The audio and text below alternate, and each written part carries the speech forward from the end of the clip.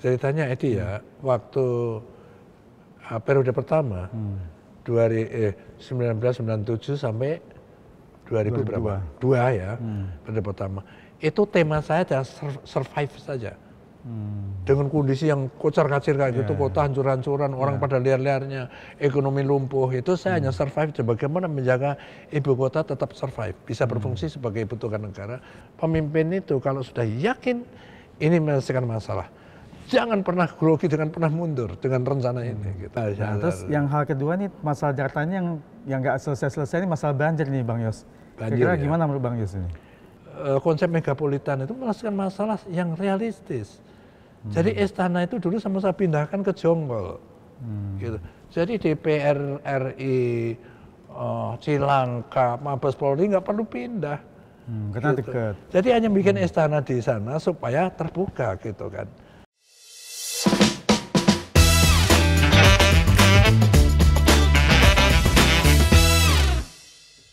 Nah, waktu sebagai gubernur DKI Jakarta kan Bang Yos juga termasuk orang sebagai pencetus Transjakarta busway nih sama MRT ini. Nanti ceritanya gimana nih? Iya. Sampai dijuluki bapaknya busway nih. Ceritanya Edi ya, waktu periode pertama 1997 sampai 2000 berapa? 2 ya, periode pertama. Itu tema saya adalah survive saja. Dengan kondisi yang kocar-kacir kayak gitu, kota hancur-hancuran, orang pada liar-liarnya, ekonomi lumpuh, itu saya hanya survive, bagaimana menjaga ibu kota tetap survive, bisa berfungsi sebagai ibu kota negara, pusat pemerintahan, pusat ekonomi, pusat perdagangan segala macam itu kan. Itu temanya, jadi saya nggak bisa bikin apa. Nah, pada saat periode kedua, saya itu anggar APBD tahun pertama saya 98, itu hanya 1,7 T. 1,7 T itu rupiahnya bergerak antara 15-16 ribu per US dollar, bayangkan. Nah kayak gitu kan, jadi uang tidak ada, kota hancur-hancuran, saya harus memimpin juga gitu. Nah periode pertama itu, 2002 itu udah 9,6 gitu.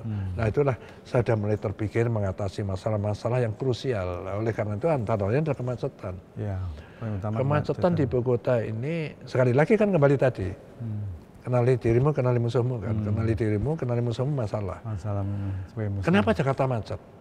Nah, ini pelajaran lagi bagi para pemimpin ya. Aku latar belakangnya adalah militer dari pasukan seperti ini kan ya.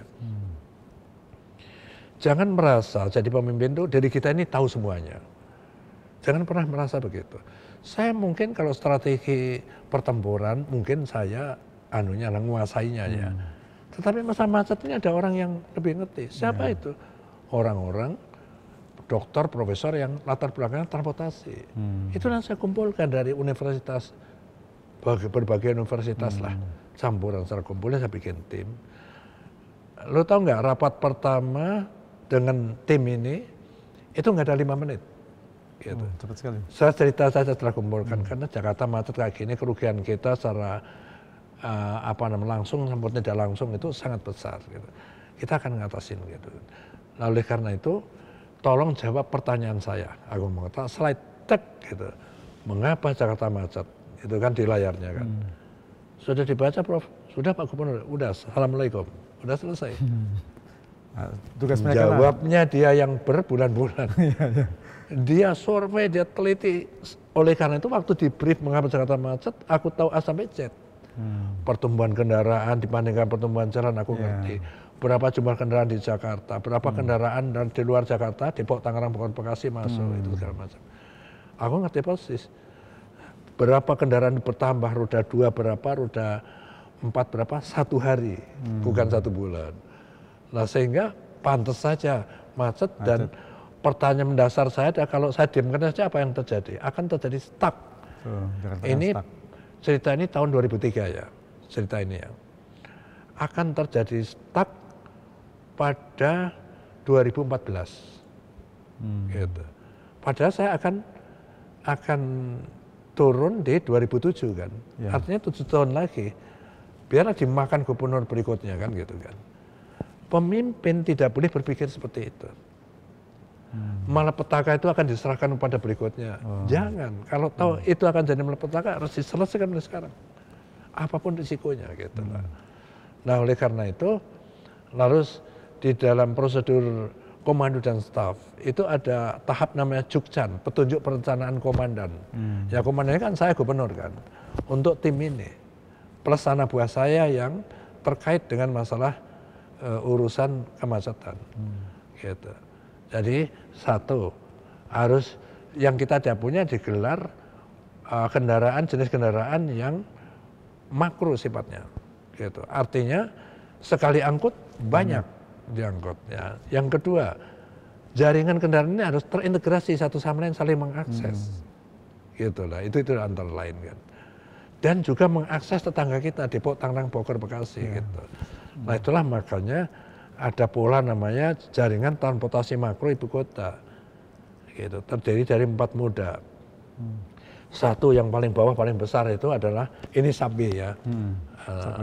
MRT kan itu yang paling besar. Ribuan orang bisa diangkut dalam 1 jam. Lalu di bawah begini ada busway, terdiri dari 15 koridor. Koridornya pun diteliti sama tim ini, yang yakini banyak penumpangnya. Nah di atas sini ada monorail dulu, yang terus zaman Ahok diganti LRT itu kan. Sistemnya sama. Namanya juga. Sistemnya sama rutenya. Nah, lalu ada lagi alternatif kan kita ada 13 sungai. Aku pada saat kunjungan ke Belanda itu melihat itu, wah keren juga ya kalau sungai itu untuk transportasi juga ya. Ada alternatif yang keempat, modalnya adalah waterway gitu.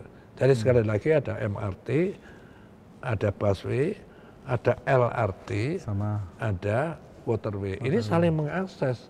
Nah inilah supaya dirancang mereka, perintah lagi dia sama itu. Komandan kan gitu kan, pemerintah. Pada saat sekian sudah bulan, lalu diekspos di depan kita. Dan semua staf saya suruh, termasuk para wali kota semua tak suruh ikut. Dengarkan baik-baik, ini rapat jam 9. Dengarkan baik-baik, apakah konsep ini menyelesaikan masalah jauh ke depan. Gitu. Kalau belum kita harus tanya habis-habisan sama dia. Makanya aku tanya juga, tak suruh tanya ini kepada tim yang merancang nih kan. Prof, pakai yang ada lasernya itu. Kalau saya dari ini Prof, dari mana ini Blok M ini ya, sama Kampung Melayu gitu. Saya dapat apa? Dia ceritakan nanti pakai busway dari sini turun, sambung lagi gitu kan. Sehingga saya yakin saling mengakses satu sama lain. Orang dari titik kemana-kemana akan dapat transportasi. Nyambung terus ya. Termasuk tetangga kita. Mengapa penting mengakses tetangga kita? Karena ada, ini sekali lagi cerita tahun 2003 ya. Sekali lagi tahun 2003 cerita ini. Jumlah kendaraan dari tetangga kita itu jumlahnya 600.000. Banyak sekali. Depok, Tangerang, Bekasi. Ini yang kontribusi. Aku tanya sama, mengapa Prof mereka nekat bawa kendaraan sendiri ya? Kehilangan beli bensin, bayar tol. Terus ditanya, lah mau naik apa Pak Gubernur? Kalau nggak ada pilihan. Artinya kalau saya akses kendaraan yang representatif, yang saya janjikan kendaraan harus representatif. Apa kriteria representatif? Satu, kendaraan harus nyaman. Kendaraan ini harus aman. Ya. Yang ketiga, kendaraan ini harus tepat waktu. Kalau terlambat 5 menit sih oke lah. Kalau sampai setengah jam, bukan kendaraan transportasi yang representatif lagi. Yang keempat yang penting, terjangkau tiketnya. Saya sudah mengantisipasi. Kendaraan-kendaraan yang memerlukan investor besar pasti mahal. Akhirnya nggak laku, karena itu harus disubsidi. Ini nggak mudah. Aku itu debat habis-habisan sama anggota dewan. Untuk apa kendaraan? Nah, keuntungan kita Pak, keuntungan tidak langsung. Pada saat mereka pindah ke transportasi umum, berapa ribu atau juta mobil diparkir di rumah. Berapa juta galon yang bisa kita hemat, itu kendaraan tidak langsung. Lalu yang lain lagi, lalu orang jadi produktif karena bisa kerja tepat waktu, tidak macet. Nah, itu saya yakinkan begitu. Makanya disubsidi.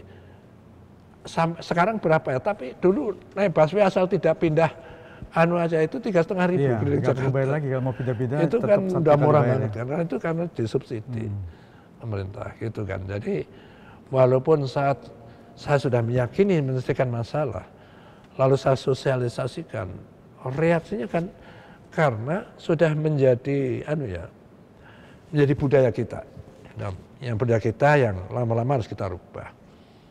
Kalau masyarakat kita itu umumnya itu adalah menilai ide itu sudah negatif thinking. Dan menilai sudah negatif perubahannya gitu. biasanya.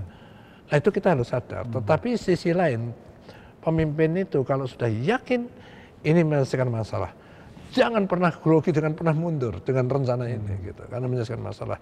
Menyelesaikan masalah itu artinya yang terbaik dari semua rencana. Yang terbaik itu tidak berarti semua positif.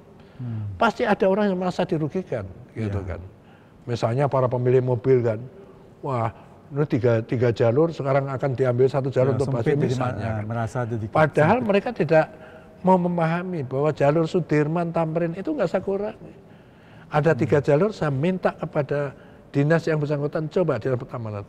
Iris sedikit di tengah, iris sedikit di pinggir untuk bikin 1 jalur lagi. Sisi Ngamar aja 2 jalur, tetap 2 jalur karena aku membikin yang baru lagi. Ngambil tengah sedikit, pinggir sedikit 1 jalur. Tetapi kan sekali lagi karena sudah budaya orang, pokoknya negatif thinking saja. Padahal kendaraan kebul-kebul kayak begitu yang polusi, saya ganti yang ramah lingkungan. Nah, itu sekali lagi, mungkin Edi ingat waktu itu aku di demo habis-habisan kayak gitu. Aku nggak mau berubah pikiran. Tapi itu memang keputusan harus jalan. Dan sekarang nah, udah masalahnya sekarang, ini kendaraan-kendaraan mahal ini perlu investasi. Nah, para investor terutama asing itu masih hilang kepercayaannya kepada kita Indonesia khususnya Jakarta akibat kerusuhan yang bakar-bakaran, hancur-hancuran toko-toko itu mereka takut kan.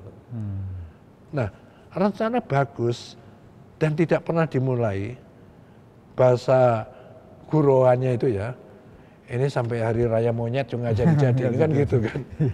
Kan itu harus mulai, itulah pertanyaan terakhir saya kepada tim ini. Prof, dari rencana ini ya, mana yang saya bisa mulai tanpa mendatangkan investor? Busway Pak Gubernur, itu jawaban mereka. Kenapa busway? Nah busway kan jalannya sudah apa Pak? Bapak sedang pasang separator, bis kita pesan, sopir kita rekrut, masuk akal kan? Maka busway. Pertanyaan terakhir dari terakhir Prof. Apa namanya? Dari 15 koridor itu, mana koridor paling sibuk? Koridor 1 Pak, Blok M Kota katanya. Nah itulah pertanyaan terakhir. Itulah cikal bakal yang saya resmikan.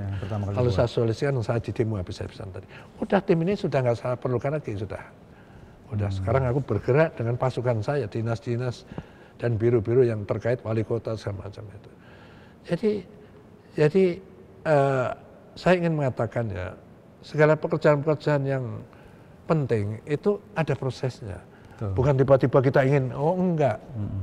Harus kita rancang secara komprehensif. Dari semua aspek kita perhitungkan. Tetapi sekali lagi, terbaik pun tidak semua positif. Pasti ada negatifnya. Kalau positifnya lebih banyak dari negatifnya, why not? Gitu. Jalankan aja. Ya ceritanya dari 3-4 transportasi ini kan moda transportasi waterway yang itu saya mulai. Pada saat saya, kan itu itu kan saya cerita tadi kan pertengahan 2003 kan. Nah, koridor 1 ini sudah saya patok. Januari awal Januari atau paling tidak pertengahan saya resmikan koridor 1. Maka 15 Januari 2004 koridor 1 Blok M Kota itu saya resmikan. Tapi terus saya kebut yang lain. Nah, saat saya keluar dari kota 2007 itu sudah 10 koridor. Dari 15. Dengan catatan 10 koridor 7 beroperasi, 3 infrastruktur.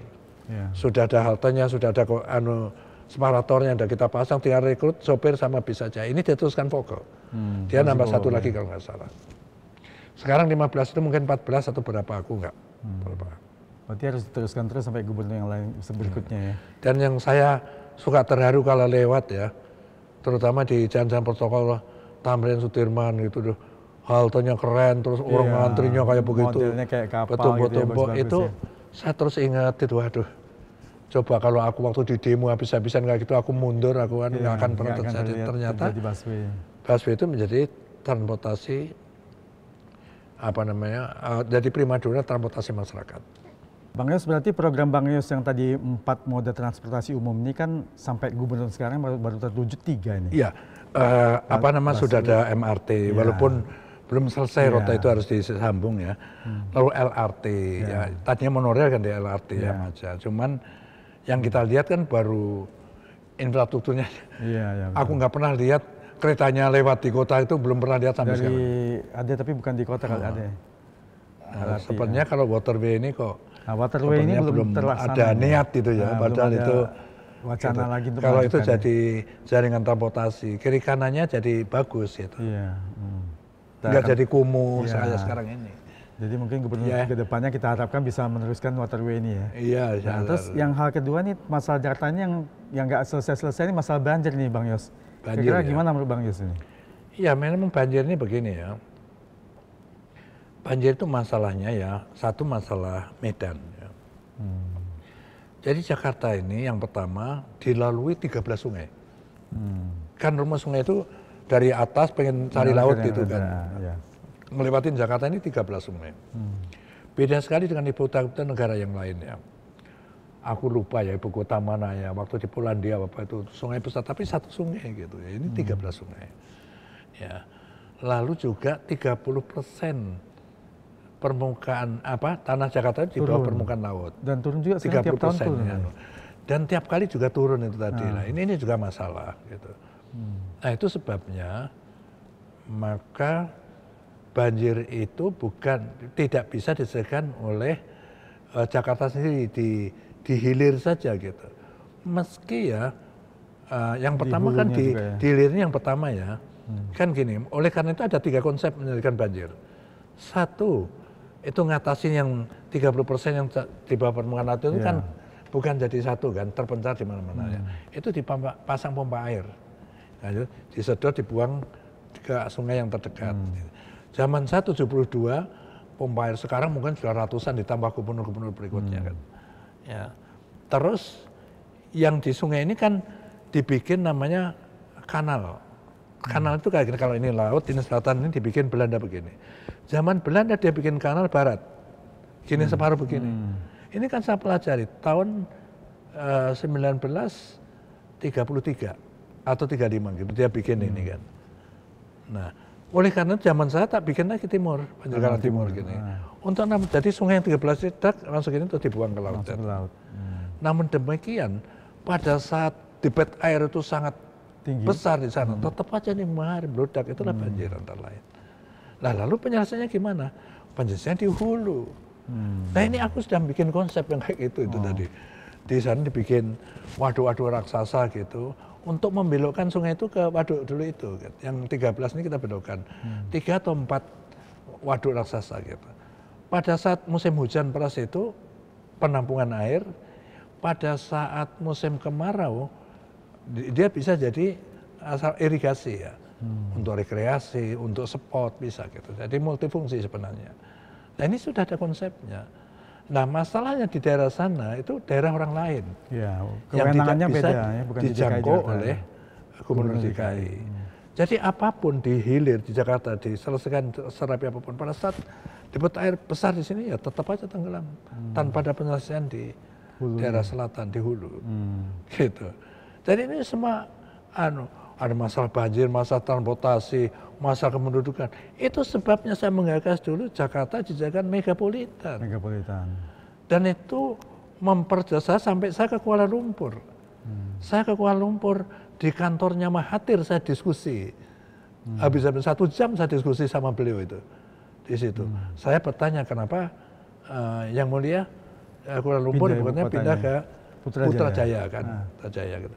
Nah, oleh karena itu aku meniru konsep megapolitan itu antara lain menggabungkan Jakarta dengan kota-kota kecil di sekitar Depok, Tangerang, Bogor, Bekasi ya, secara tata ruang. Ingat, secara tata ruang, bukan secara administrasi. Gitu. Artinya apa? Artinya Depok, Bogor, Bekasi itu tetap Jawa Barat. Tangerang di bawah Banten tetap gitu kan. Sehingga tidak terkesan kita nyamplok dari orang lain. Tetapi semua terintegrasi, transportasi, ngatasi banjir segala macam. Dan saya meyakini bahwa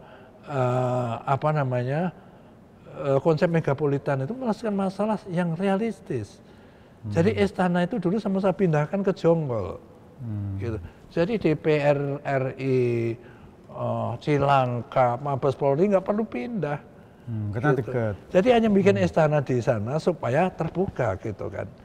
Nah, tentu saja dengan asrama pas Walpres kira-kira kayak begitulah. Dengan kemudian Seknek atau Seskap yang melekat langsung ke presiden. Jadi kalau ada rapat kan ada tol kok. Itu pikiran yang sekali lagi yang saat itu pikiran realistis itu bisa kita lakukan. Jadi orang dengan megapolitan tidak ngincer Jakarta yang sudah penuh sesak kayak begini, ya kan?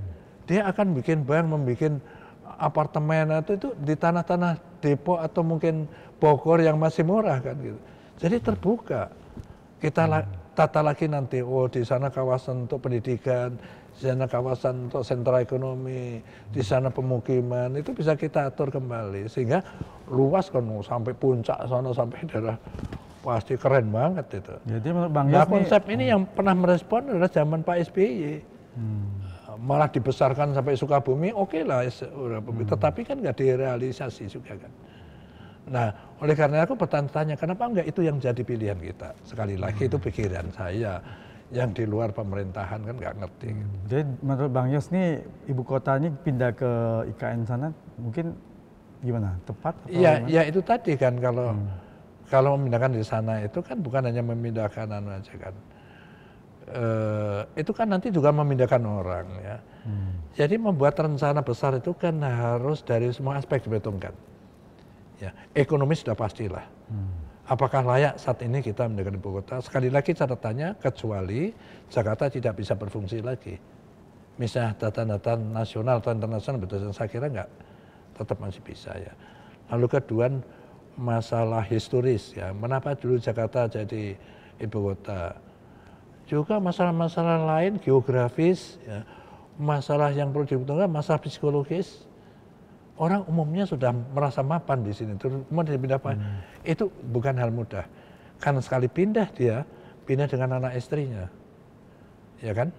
Pindah rumah, pindah sekolahan, gitu. Ini nggak mudah ini, pindahkan karena jumlahnya bukan ribuan, jutaan. TNI berapa, Polri berapa, PNS berapa, atau ASN ini berapa gitu. Nah, sedangkan dengan megapolitan itu tadi ya, kalau tadinya itu Depok, Tangerang, Bogor, Bekasi itu ibaratnya dapat racunnya saja, madunya di Jakarta. Pada saat megapolitan ini sampai aku sudah membuat buku ini. Ini satu tulis. Ini bahasa Inggris, ada yang bahasa Indonesia juga. Ya, Jakarta megapolitan. Sampai detail isinya ini. Jakarta saat ini, Jakarta nanti kalau megapolitan seperti apa? Ini kira-kira sama nggak nih? Sekarang kan yang rencananya katanya mau dibuat ada Dewan Aglomerasi ya. Aglomerasi. Yang ditunjuk presiden ini kira-kira sama. Ya saya nggak mempelajari itu, tapi kira-kira mungkin kayak begini ya. Nah oleh karena itu barang ini cukup pimpin oleh gubernur saja. Tingkat gubernur mungkin setingkat menteri statusnya. Nggak perlu dipimpin lagi oleh wakil presiden yang saya dengar. Rencananya katanya isunya mau dipimpin. Ya wakil presiden kan sudah sibuk banget membantu presiden masalah nasional seabrek-abrek itu kan. Itu konsepnya ada gitu. Nah itu tadi kan aku cerita Edi ya, orang itu selalu menanggapinya lebih ke apa namanya, ke negative thinking daripada positive thinking. Contohnya ini juga lagi. Kalau tadi sudah cerita Baswe, ini sekarang megapolitan. Nah, kira apa yang aku begitu yang Pak ngomong itu tuh dinilai, oh udah sudah sok pengen jadi menteri gitu, setingkat menteri gitu kan. Padahal aku pada saat ini dilakukan kan aku udah selesai. Jadi sekali lagi itulah budaya kita yang harus kita rubah. Kita sulit saling mengakui sesuatu pikiran yang baik gitu. Karena dilengkupin anunya itu yang negatif thinking, yang lihat dari sisi negatif saja. Jadi dari Jakarta Megapolitan yang Bang Yos mau cetuskan, ya tentu saja saya nggak pikiran sendiri, saya ngumpulkan orang yang ngerti kan. Saya juga punya background satu dibanding kemana, udah lihat New York kayak apa, lihat Canberra kayak apa, lihat Kuala Lumpur kayak apa, makanya aku tuh nggak itu. Pernah digagas Ali Sadikin juga, tapi masih secara global banget. Terus ini sudah saya sampai detail nih. Lebih istimewanya kemana nih arahnya supaya bisa jadi megapolitan nih? Ya itu kan tergantung goodwill seorang pemimpin aja mau apa enggak itu aja. Tapi kan sekarang seperti enggak anu lagi. Tetapi masih ada apa namanya pemimpin yang masih bisa dipakai. Ya, saya berharap ya, kalaupun pindah, IKN itu hanya membawa satu fungsi saja, yaitu fungsi pusat pemerintahan. Jangan lagi membawa pusat apa namanya pendidikan, pusat ekonomi dan perdagangan. Keliru. Menurut pikiran saya, karena belajar di Jakarta ini, kenapa kan mengembang multifungsi, fungsinya banyak sekali, menjadi padat, menjadi kayak magnet, karena fungsi itu adalah kehidupan, iya kan? Gitu, pendidikan, oh tempat kos itu udah anu kan gitu, kawasan ekonomi apalagi, gitu. Jadi Jadi itu kehidupan menjadikan orang daerah-daerah yang sulit itu masuk ke Jakarta. Maka bertambah terus tak terkendali. Nah kalau itu dibawa ke IKN lagi akan terjadi Jakarta kedua nanti. Gitu. Jadi jadikanlah IKN itu seperti Canberra kalau itu sudah keputusan akhir. Canberra itu ibu kota paling nyaman. Saya pernah sekolah di sana tahun 89-90. Berapa penghuni Canberra? 250.000. Oh, sedikit sekali ya. Mungkin sekarang 1 juta mungkin, tetapi masih nyaman kan. Gitu. Sampai kalau malam itu ya saya belajar di tempat teman mau pulang lagi aku ke tempatku. Aku nyoba sendiri itu teriak-teriak gitu tengah malam kan nggak ketemu kendaraan, nggak ketemu orang kan. Takut dibegal orang di tengah jalan kan bisa. Gitu. Jadi nyaman sekali hutan kota di mana-mana. Lah megapolitan kayak gitu nanti. Jadi kita hijaukan semua di kawasan-kawasan tertentu. Polusi apakah kendaraan yang semua kendaraan yang ramah lingkungan. Nanti satu sistem. Nanti kendaraan bisa menembus ke mana busway kita lanjutkan terus dengan sistem yang sama ke Depok Tongari. Kalau di Bogor sama Depok itu kita tembus dengan LRT itu, LRT. Tetapi LRT yang saya rancang memang tidak semua di bawah tanah, ada yang elevated juga lewat jalan. Supaya apa? Supaya murah. Gitu karena lewat tanah. Dan di sana ada stasiun besar di Depok. Itu udah konsepnya itu ada semua itu. Nanti kalau udah status ibu kota IKN itu di daerah Kalimantan, kan berarti Jakarta jadi daerah khusus saja. Ya, nah, sekali lagi kan tetap Jakarta ini akan sibuk kan ya. Saya rasa konsep megapolitan sekarang apa namanya aglomerasi ini tetap bisa kita jalankan. Cuman pendapat saya ngapain itu di tingkat lebih tinggi udah kasihkan gubernur yang bersangkutan. Gubernur yang terpilih, artinya masyarakat bisa menilai kompetensi seorang pemimpin itu seperti apa. Jangan ada lagi orang-orang karbitan dudukkan di jabatan-jabatan penting, jangan. Atau mungkin Bang Yos punya kekhawatiran nanti kalau udah aglomerasi dipegang oleh wakil presiden bisa tumpang tindih sama kepala daerah masing-masing apa gimana? Ya aku nggak ngerti lalu sistemnya kayak apa, untuk apa masih diintervensi lagi sama pusat. Nggak perlu. Dan apalagi kita sudah menganut otonomi daerah kan. Ya. Sekarang Bang Yos kan juga masih aktif di dunia politik nih. Kira-kira gimana? Apa aja yang dilakukan? Ya mungkin Edi karena aku ingat pernah makan di kantorku di PKP dulu ya. Di belakang makan tahu tempe. Iya, jadi sebenarnya saya sudah meninggalkan politik itu, tetapi rupanya apa ya, sudah terselimutin suasana itu ya, jadi saya enggak. Nah akhirnya saya bergabung dengan Nasdem karena saya dibawa oleh Pak Siswono, terus diajak ketemu Pak Surya Paloh dan aku sudah kenal Pak Surya ini sudah sejak saya Panglima, kenalan baik gitu, jadi sudah. Akhirnya saya merasa nyaman di situ lah gitu. Gitu. Nah, jadi sekarang aktif di Partai Nasdem ya. Terus melihat politik saya sekarang, di situ sebagai sebagai anggota di Dewan Pertimbangan Partai. Jadi ini sebelum kita tutup nih ada pertanyaan terakhir nih. Bang Yos bangun museum Bang Yos yang luar biasa ini, kira-kira pesan moral buat generasi muda ini apa nih supaya bisa memberikan gambaran apa? Ya tentu ada maksud ya. Saya sebenarnya dari perjalanan kaki itu aku berpikir apa yang bisa saya wariskan ya kepada generasi berikutnya, anak cucu saya dan generasi-generasi berikutnya itu. Menurut saya adalah pengalaman. Jadi saya yakinkan ya pengalaman adalah guru terbaik karena tidak ada buku yang gitu. Nah pengalaman itu lalu saya bukukan gitu kan. Ada 3 buku ya. Apa namanya, yang pertama itu cerita waktu saya lahir sampai Panglima. The Fifth General ini penulis Pak Robin namanya, penulisnya. Lalu ada gubernur zaman era 5 presiden. Itu yang kedua. Nah yang ketiga ini adalah masalah di Aceh itu Din Minimi itu. Ya, ini saya bukan, karena ini saya anggap juga pengalaman. Jadi sudah terbit buku ini. Untuk membaca 3 buku ini, saya meyakini itu mungkin seminggu 2 minggu nggak rampung kan, mungkin 3 minggu baru. Itu pun kalau terus membacakan. Gitu. Nah, saya membuat lebih simpel lagi, yaitu museum ini. Dan ada visualnya ya.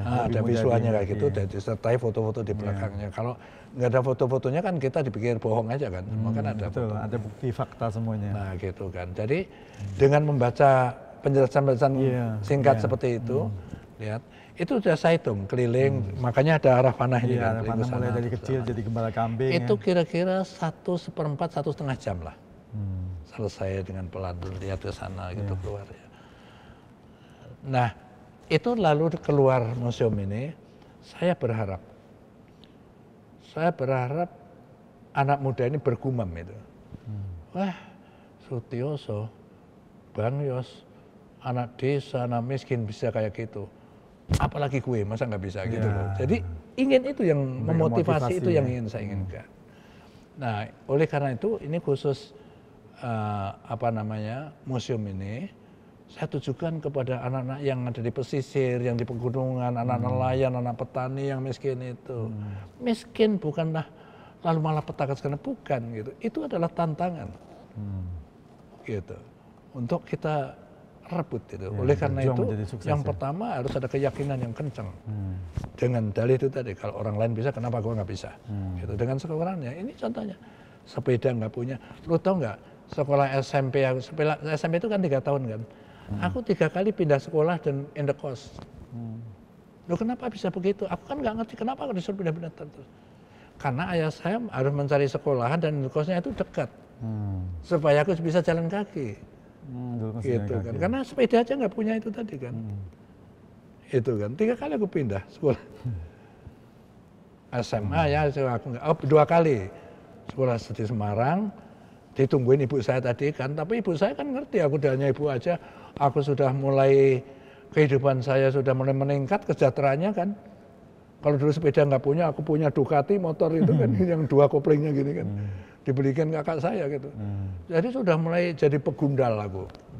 Jadi geng motor, jadi preman. Itu udah dibaca sama ibu saya kan. Menjelang ujian kurang 4 bulan, aku tiba-tiba disuruh pindah ke Kalimantan sana. Karena kakak saya nomor 1 tadi, jadi penjabat asisten di sana dia.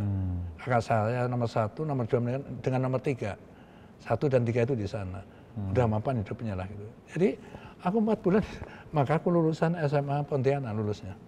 Oh, gitu ceritanya. Jadi sekali lagi ya anak-anak muda jangan pernah kalian merasa kecil hati misalnya. Hidup itu seperti roda gitu ya. Kapan kita di bawah yang tadi anak desa miskin, tapi kadang-kadang kita bisa sejajar dengan teman-teman kita dan kita bisa di sini. Di atas juga ya. Nah ceritanya ya contoh ya waktu aku gubernur DKI ya. Anak-anak orang kaya yang sering ngatain saya, Tioso, cah deso gitu.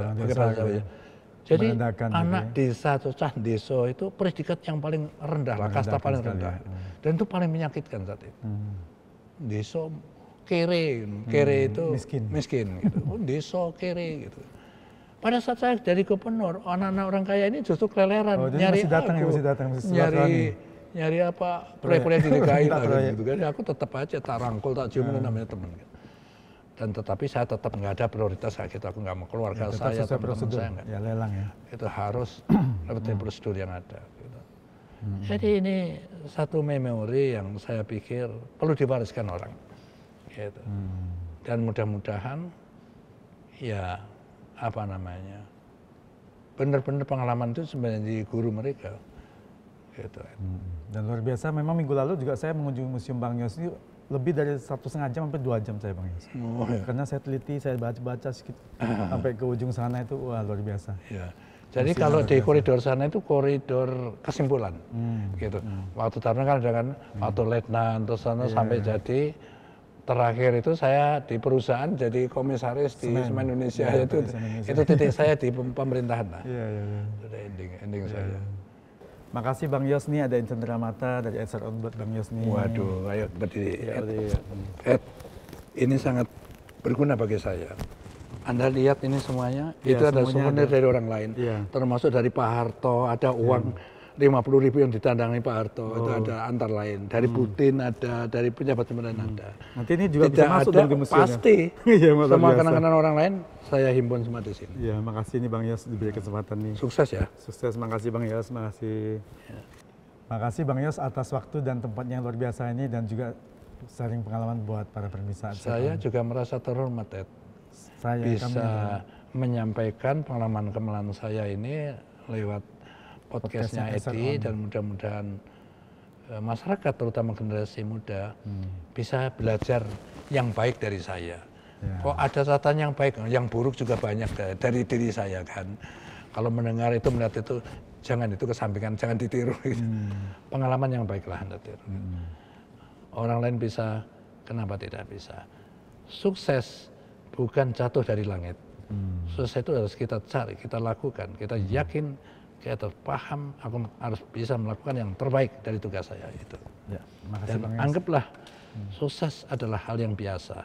Keniscayaan itu harus terjadi. Gitu. Terima kasih Bang Yos atas waktu dan tempatnya yang luar biasa ini buat kami datang wawancara dengan Bang Yos nih. Demikian Sobat Arisor On, Edi Sharing Discussion, obrolan saya dengan Bang Yos. Dan ingat, pesan beliau adalah, untuk sukses itu adalah hal yang biasa. Dan untuk sukses bukanlah keniscayaan. Dan juga ingat, untuk supaya bisa menang perang, bisa menang dalam kehidupan, menjadi orang sukses, ingat satu moto dari Panglima Perang Tiongkok, Sun Tzu, kenali diri sendiri, kenali musuh, 1000 kali perang, 1000 kali menang. Nantikan obrolan berikutnya yang tetap menarik bersama narasumber yang luar biasa. Sampai jumpa.